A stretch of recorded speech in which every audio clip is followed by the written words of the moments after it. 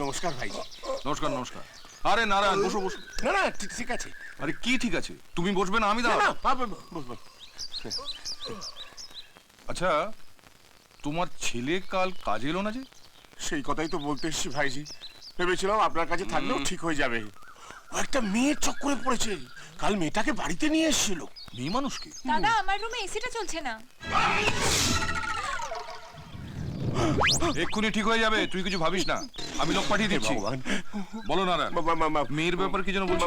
মানে আপনি ওকে এমন চটথাপ্পড় মারবেন যাতে ও আর মেয়ে ছেলে চক্করে না। Good morning. Good morning. Morning, ও এসে গেছে। আপনি দয়া করে বলবেন না আমি আপনার কাছে এসেছি। Morning. আরে তুমি ওকে এত ভয় পাচ্ছ কেন? আপনি জানেন না ভাইজি, বাড়িতে সব ওর দলের লোক। জানতে পারলে আমার খাওয়া দাওয়া বন্ধ হয়ে যাবে। ভাবছি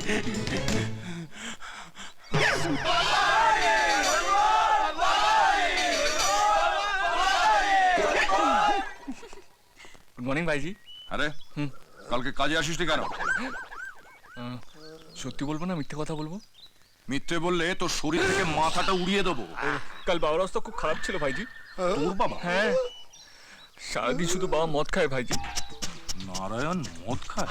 শুধু খায় না ভাইজি, পুরো এক বোতল শেষ না অব্দি নেশা হয় না। এই খেয়ে খেয়ে পুরো দুটো কিডনি শেষ হয়ে গেল। তাতে কি হয়েছে? তোর দুটো থেকে একটা দিয়ে দিবি। আর কারো কিছু দেওয়াতে কিছু কাজ হবে না ভাইজি। ওনার ভগবানের কাছে যাওয়ার সময় হয়ে গেছে। কি বলছিস তুই? হ্যাঁ ভাইজি, সত্যি বলছি। ডাক্তারও সময় দিয়ে দিয়েছে। খুব জ্বর হলে মাত্র 6 মাস। আমি আর 6 মাসের বেশি বাঁচবো না। আর উনি সত্যিটা জানতে পারলে তুই এক্ষুনি মারা পড়ে যাবে। কি সত্যি কথা নারায়ণ? ও যে মেয়ের চক্করে পড়েছে না, সে কোনো সাধারণ মেয়ে নয়। কেন? মেয়ের মাথায় কি সিংটিং আছে নাকি? না না, মেয়ের মাথায় সিং নেই, কিন্তু ওদের বাড়িতে বলি দেওয়ার রামদা আছে। বাড়ি যাবে না বাবা? ওদের কাছে রামদা আছে তো আমাদের কাছেও বন্দুক আছে। তুমি কিছু ভেবো না, যাও। আপনি বুঝতে পারছেন না ভাইজি। ওরে বাবা, আমি বললাম তো তুমি কিছু ভেবো না, যাও। আপনি ব্যাপারটা বোঝার চেষ্টা করুন। আমি দেখছি, আমি দেখছি। যাও। ছেড়ে আমাকে। আচ্ছা গেড়ে পাকা ছেলে তো তুই। বাবাকে কেমন ঘোল খাওয়ালি? হ্যাঁ, তা মেয়েটাকে দেখতে বুঝি খুব সুন্দর? মেয়েটা কি তোকে ভালোবাসে?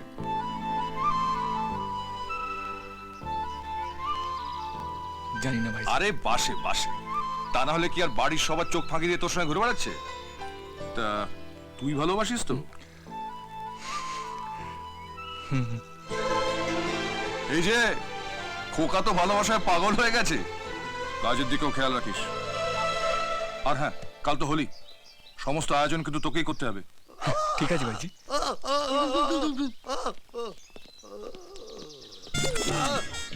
কি রে গডফাদার, আমি কোন মেয়েটাকে ভালোবাসি জানিস তো? পূজা।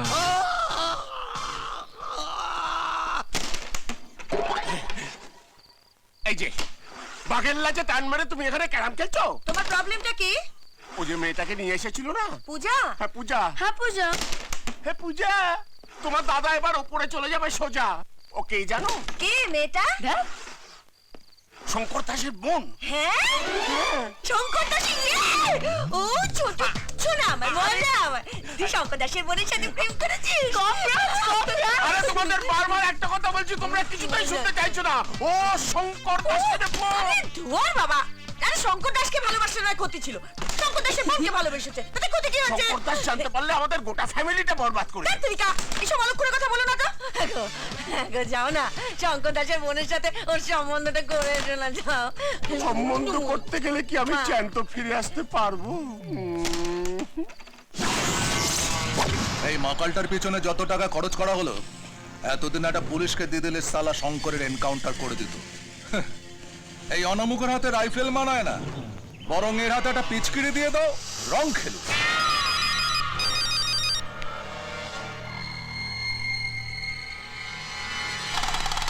এবার রং দিয়ে না, আমি রক্ত দিয়ে হোলি খেলবো।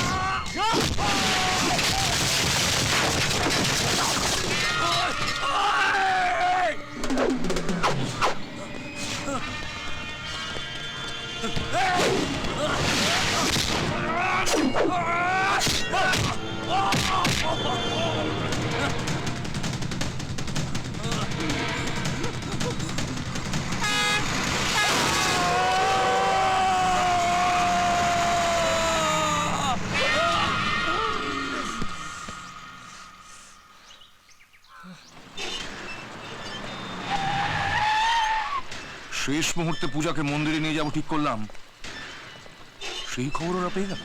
না, পূজার ব্যাপারে আর কোনো ঝুঁকি নেওয়া যাবে না। যে কাজটা আমার অনেক দিন আগে করা উচিত ছিল, সেই কাজটাই এবার আমাকে করতে হবে। তোর উপর শনির নজর লেগেছে, আর এসবের জন্যই তো এত কিছু হচ্ছে। আর এই জন্যই তো ডোন্ট বি সিলি, এসবে কিচ্ছু হয় না। তুই লেখাপড়া শিখেছিস, তুই জানিস, আমরা কি করে জানবো? 4 বছর আগে ওর জন্য আমি তারকেশ্বরে মানত করেছিলাম। একবার তারকেশ্বরে গিয়ে পুজো দিলে হয় না? ও কোথাও যাবে না, সোজা আমেরিকা। আমেরিকা?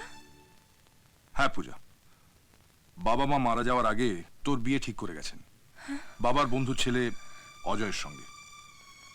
বাবা মায়ের ইচ্ছে আমার ইচ্ছে।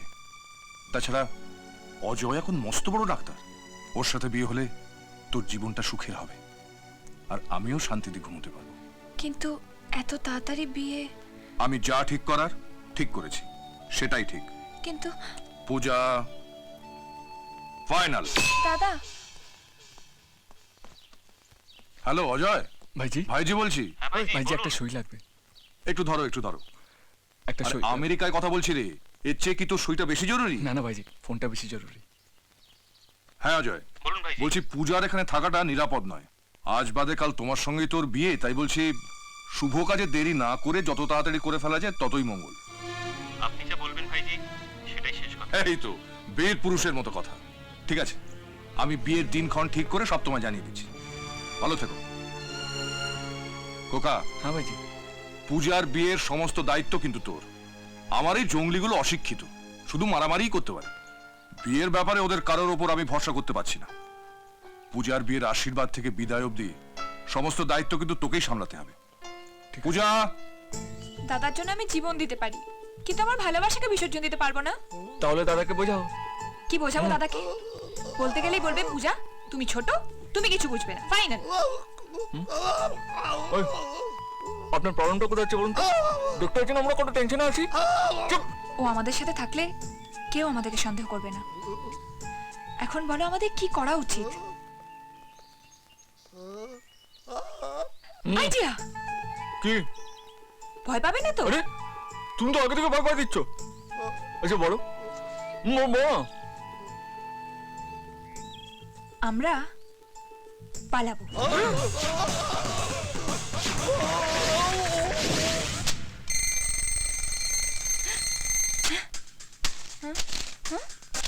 এটা আমার বন্ধু, তোমার জন্য বাইরে ওয়েট করবে। জিনিসপত্র নিয়ে বেরিয়ে পড়ো। সরি দাদা। দরজার বাঁদিকে দেখবে একটা দড়ি ঝুলছে। এবার দাঁড়িয়ে পড়ো আর দড়িটা টানো।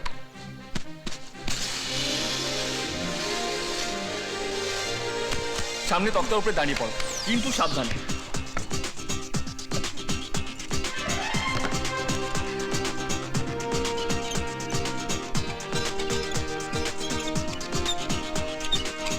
এই বলেছিলাম সাবধানে। দড়িটা ধরে নিচে নেমে এসো।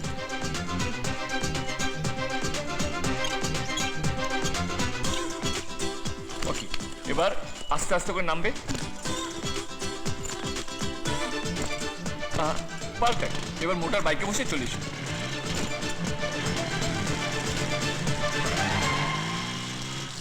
পূজা ঘরে নেই।